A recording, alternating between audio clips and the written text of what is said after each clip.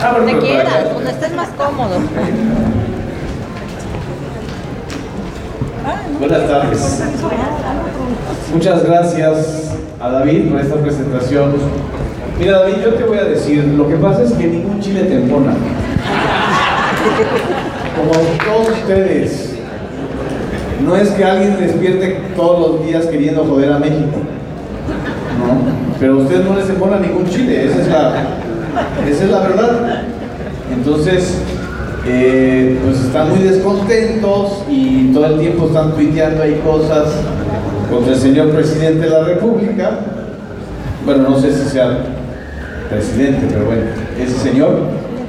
El inquilino de los Pinos. Es inquilino de los Pinos y de la Casa Blanca y de la Casa de Malinalco y de la casa de no sé qué, no sé si aquí tenga casa, si Kiko Vega le haya dado una de sus casas, que le haya sobrado. En fin, pero muchas gracias por la presentación, a ustedes por estar aquí, al Colegio de Comunicólogos, Comunicadores de aquí de Baja California. Es también muy importante para un servidor estar en este momento en esta entidad que es, vuelvo a repetir, donde inician muchas cosas de México y no donde terminan, porque también es la ciudad, se lo comentaba a los colegas reporteros hace ratito, en donde un periodista fue asesinado hace ya más de 30 años, el Gato Félix. Algunos de los que están aquí presentes lo recordarán. Fue quizá su crimen el que anticipó el derrumbe del PRI en Tijuana, ¿no? Y desde entonces, pues, no se ha vuelto a levantar mucho, que digamos, el PRI en Tijuana, con todo y que hay diablos y con todo y que hay cholos y con todo y que hay muchas cosas. Pero también hace más de 30 años se agotó ya el modelo de la alternancia al estilo Baja California. Es decir, los que desplazaron al PRI, pues a final de cuentas empezaron a reproducir igual o peor las prácticas de quienes antes estaban en el gobierno, ¿no? O sea, la alternancia no ha significado la democratización y tampoco ha significado ni ha representado una mejor comunicación, que es el tema de la conferencia, lo cual también lleva a decir que, y eso es la tercera razón que me hace también en particular muy importante estar en Tijuana, es que también en esta frontera, en este año, a lo mejor no en esta ciudad como epicentro, pero sí en Mexicali, inició un movimiento social que fue convocado desde las redes sociales, por las redes sociales, aunque los medios tradicionales hayan callado. Lo cual también te habla de una nueva manera de comunicar y de movilizar a la sociedad, que no solamente se restringe o se limita a subir un post o a subir una foto en donde, digamos, o demostremos voluntaria o involuntariamente que estamos muy solos o que estamos muy necesitados de que alguien nos vea. Es decir, la comunicación no es solamente un juego de voyerismo y exhibicionismo, que es quizá el principal problema que tiene los que integramos, participamos como ciudadanos, como usuarios en las redes sociales. Parecería que solo si te exhibes o solo si espías o vigilas puedes participar. Eso no es comunicación, para empezar, y eso es quizá lo más importante que hay que aclarar. Eso no es comunicación, esos son fenómenos sociológicos contemporáneos de una enfermedad social llamada soledad. No quiere decir que vayamos a dejar de estar solos. El problema no es estar solos, eso a final de cuentas podemos estar tan solos aquí como en nuestra casa. Es decir, el asunto es cómo, estando solos, podemos integrarnos a una sociedad, participar en ella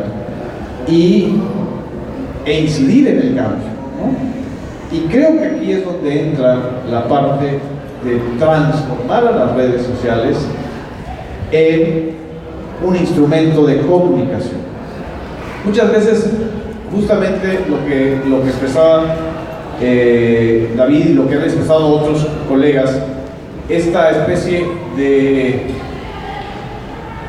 pesimismo ante las redes, ¿no? Porque efectivamente, pues cualquiera que más o menos esté usando las redes constantemente, sabemos que un 80% de lo que circula es basura, ¿no? Sí, un 80% también de lo que circula en periódicos y de lo que circula en la radio y de lo que circula también en televisión es basura, ¿sí? Es decir, las redes no crean más basura, simple y sencillamente trasladan muchas cosas que ya están en el mundo contemporáneo, ¿no? Lo que hace también que uno tenga el poder de, como usuario y lector y usuario de las redes, de saber si le hace caso a esa basura o le hace caso a lo que vale la pena, a ese 20% que vale la pena. Entonces, creo que la primera función del comunicador en estos momentos y en esta era es ayudarle a las audiencias a saber qué es lo que vale la pena leer, comunicar. Que no confundamos la crisis de credibilidad de los medios tradicionales como son la televisión, la radio, la prensa, con una crisis de credulidad, en donde creamos todo lo que veamos en un post, ¿no? Si nos dicen que la gaviota, no sé, que la gaviota pues, va a ganar el premio Nobel, ¿no? Lo creamos, ¿no? Que si nos digan que Javidú se reunió con López Obrador y le dio no sé cuántos miles de millones de pesos según Diego Fernández, creamos en eso y no creamos en lo que sí está evidente, que Javidú gobernó con Felipe Calderón y con Enrique Peña Nieto, con el PAN y con el PRI y nunca hicieron nada, ¿sí? Es decir, o que creamos que ya está la cura del SIDA y entonces pues no hay que hacer educación sexual y protección sexual y que viva la libertad. Es decir, que contrastemos la información, ¿no? Que hagamos de las redes, yo digo que este tipo de aparatitos son como los martillos. Un martillo puede servir para construir una casa, para colgar un cuadro o para matar a alguien, ¿sí? Con un martillo podemos atacar a alguien, pero también podemos construir. Depende de qué queramos hacer con las redes sociales. Si queremos construir o si queremos destruir todo. Porque nuestro instinto destructivo es tan fuerte que nos lleva a destruir. Muchas veces a mí me dicen, es que usted critica mucho, siempre está criticando y nunca propone nada. La clásica salida. ¿Qué propones? ¿Qué propones? Yo digo, es que me puedo proponer, pero no lo firmo porque si no me van a comparar con Peña. No, la crítica en estos momentos es quizá mucho más constructiva que la aceptación derrotista de la realidad. En ese sentido de cuando decimos, no, pues esto siempre pasa, así siempre son los políticos, así siempre esto sucede, no hay nada que hacer, es este lenguaje del derrotismo mexicano que justifica a final de cuentas a los cleptócratas y a las ratas en el gobierno, es lo que hay que cambiar. Justamente eso es lo que hay que cambiar, ¿sí? Y no solo cambiarlo en las generaciones anteriores a la mía o en las nuevas, hay que cambiarlo en todas. Ese quizá es el poder de comunicación más importante que hay, ¿sí? Que el hecho de ejercer la crítica de manera documentada, de manera sólida, estás construyendo ciudadanía.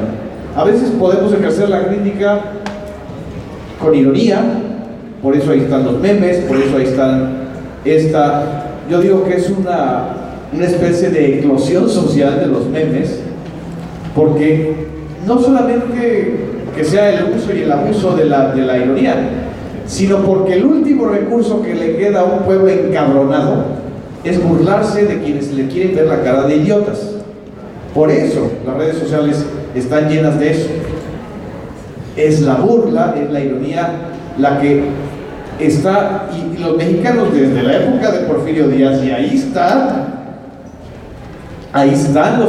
las caricaturas de Posadas y las caricaturas de muchísimos periodistas mexicanos que estaban anticipando el estado social que había. ¿Sí?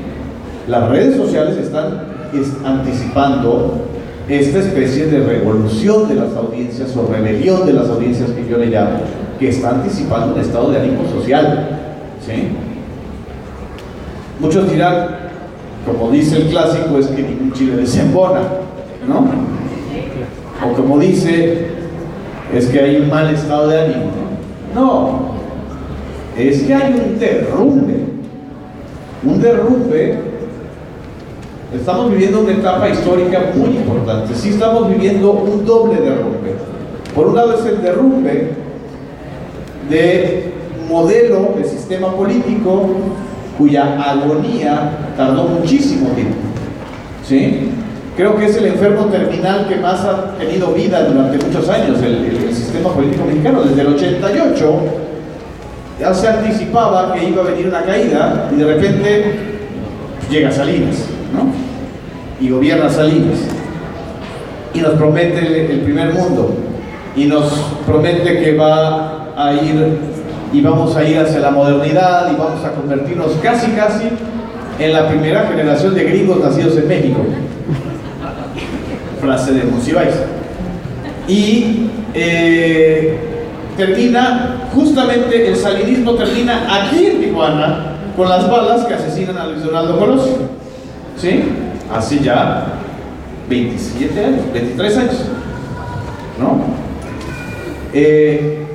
Y de repente pues llega la crisis del efecto tequila, la alternancia panista con Vicente Fox y decimos, vaya, se pudo derrotar al PRI, va a llegar otro gobierno, el PAN.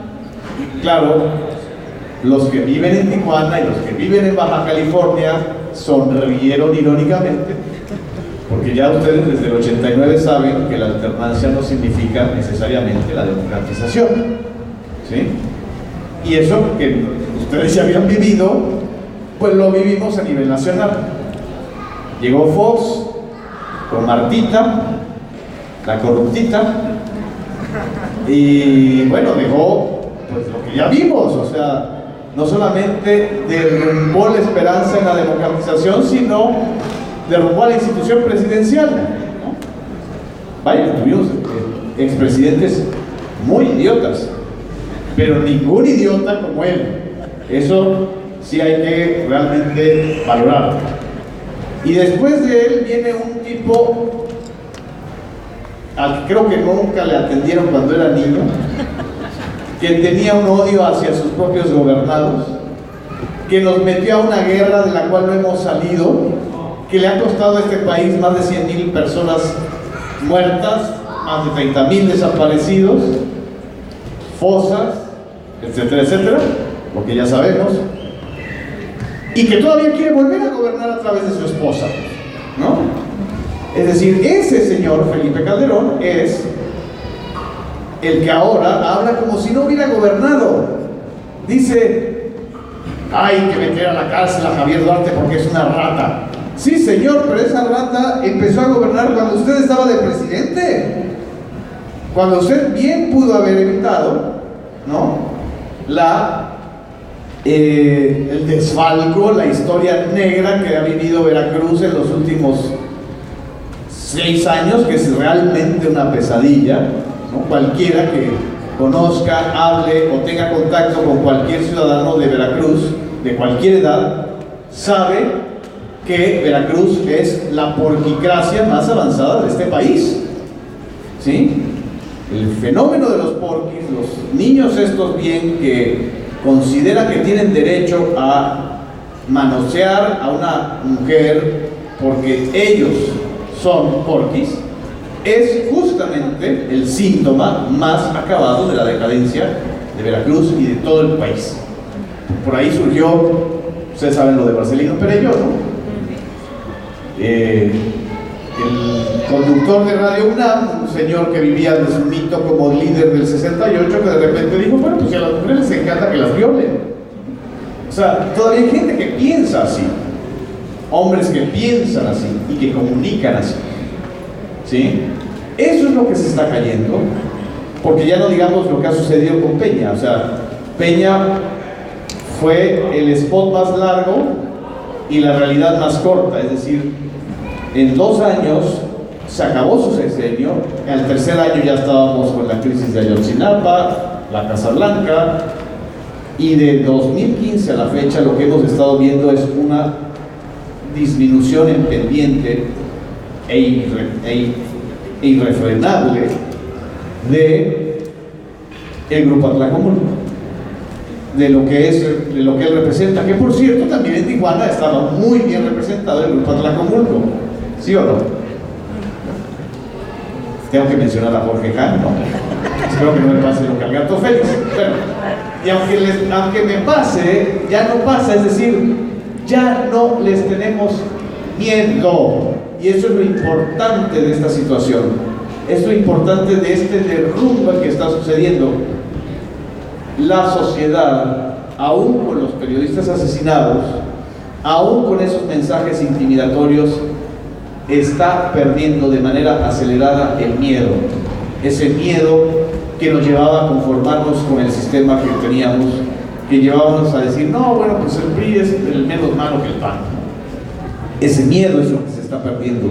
Ese miedo es lo que está generando una nueva circunstancia de comunicación. Ese es el proceso sistémico que estamos viendo. Pero por el otro lado también, hablaba yo de 2 procesos simultáneos. La caída del sistema se está dando con la caída de un modelo de comunicación, ¿sí? Televisa está cayendo de manera acelerada. Y miren, nada más voy a confirmarlo aquí en esta sala. Quiero preguntarles a los que están y que sean sinceros, ¿quiénes vemos la televisión abierta en México y nos informamos de ella? Haz la mano. ¿Sí? ¿Quiénes leen periódicos? ¿Quiénes leen revistas? ¿Quiénes usan las redes sociales? ¿Quiénes usan de esas que usan las redes sociales? ¿Quiénes usan Facebook? ¿Quiénes usan Twitter? ¿Quiénes usan Instagram? Ahí está. Es decir, la televisión mexicana abierta. Bueno, ¿quiénes consumen Netflix? Ah, cabrón. Esa sí es bastante relevada. ¿Quiénes se informan solamente a través de redes? Solamente a través de redes. ¿Quiénes usan redes, prensa y radio, por ejemplo, para informarse? ¿Quiénes usan Mezcla? Esto que acabo de decir se llama audiencia convergente, es decir, quienes usamos medios impresos con medios electrónicos y medios digitales, que eso es lo que se está conformando, una nueva etapa en donde el poder está en la audiencia, no en el medio, ni en la plataforma, ¿sí? Y ese quizás es el principal desafío de los comunicadores. Como a comunicadores nos enseñan durante muchos años esta vieja idea de, este viejo aforismo de Marshall McLuhan. ¿Cuál es el aforismo de McLuhan? Los que han estudiado comunicación. El medio es el mensaje. El medio es el mensaje. La idea de que lo importante es el medio, porque el medio, a través de cómo comunicamos, es el mensaje. Esto ha cambiado. No es el medio el mensaje, es ahora la audiencia es el mensaje. Quienes queramos comunicar, necesitamos tener muy claro a qué audiencias queremos llegar ¿Y con qué audiencias queremos interactuar? Las audiencias son las que están haciendo la rebelión en estos momentos, no los medios. Y eso es lo que Televisa no ha entendido. Por ejemplo, que por muy bling que se ponga, si sigue produciendo telenovelas chafas, ridículas, donde la niña llora, el hombre no hace nada y todos son blanquitos y güeritos y ociosos, y los únicos morenos son los que son la sirvienta, o sea, si siguen haciendo ese estereotipo de la sociedad mexicana, no van a seguir teniendo audiencias. Lo que tiene Televisa es una fuga acelerada, ya no solamente de las audiencias, que como en nuestro caso, que somos transmillennials, es decir, vivimos en el milenio anterior y en este, seguimos de una u otra manera viéndolo, pero menos de los millennials, ¿no? Y menos, ya nos dedicamos de esta cosa que se llama la generación, ¿qué? X, Y, Z, vayan ustedes a saber. Esta manera también muy segmentada de pensar que solo si tienes tal edad piensas de tal manera. No es cierto. Eso también hay que, como comunicadores, como mercadólogos, hay que romper esas especies de estandarizaciones. Es que los millennials son apolíticos, es que a los millennials les aburre la política. O sea, todo ese tipo de, la verdad, se los voy a decir de manera muy cristiana, de pendejadas, que recetan para que entonces a los jóvenes los dejen anestesiados con Justin Bieber, ¿no? O con, digo, Justin Bieber ya es hasta gaga, o sea, ya es hasta anacrónico para algunos. No, yo creo que, y se los puedo confirmar y afirmar de manera consistente, la generación menos enajenada de las últimas generaciones es la actual. No estoy diciendo que no sea enajenada, pero es la menos enajenada. Y ahí es donde hay que apostarle. Es de una u otra manera la generación que les está reclamando a los que vinimos de antes: ¿por qué no hicimos nada? ¿Por qué nos conformamos? ¿Por qué quisimos y seguimos haciéndole el juego al sistema? Claro, si no hay joven rebelde no hay juventud, pero esta generación es quizá la que también está presionando a que haya un cambio. Por supuesto, hay todo tipo de deficiencias, de elementos de incultura o de desinformación o de falta de formación, pero sí estoy convencido de que esta convergencia de plataformas digitales con medios tradicionales está generando un nuevo tipo de audiencia joven, y eso es lo que a los comunicadores, llámense periodistas, que son los comunicadores, llámense publicistas, que son comunicadores, llámense comunicólogos o sociólogos de la comunicación, que son comunicadores, o llamémonos maestros o políticos que también comunicamos. Ese es el desafío principal: entender que ya no es el medio el mensaje, sino la audiencia es el mensaje, y que tenemos que llegar a esa audiencia, y que tenemos, a lo mejor no llegamos de manera masiva. La idea de las audiencias masivas ya se acabó. A lo que tenemos que ir es a la audiencia especializada, segmentada, crítica, convergente, ¿sí? Y quitarnos estas especies de clichés en donde clasifican a alguien por millennial o no millennial y quieren, a ver, nada más para decir, esa es una clasificación de la sociedad de consumo. Pues a lo mejor le funciona a un cierto tipo de marca para vender sus productos, pero ojo, el millennial también convive con su abuelo o con su padre o con sus hermanos.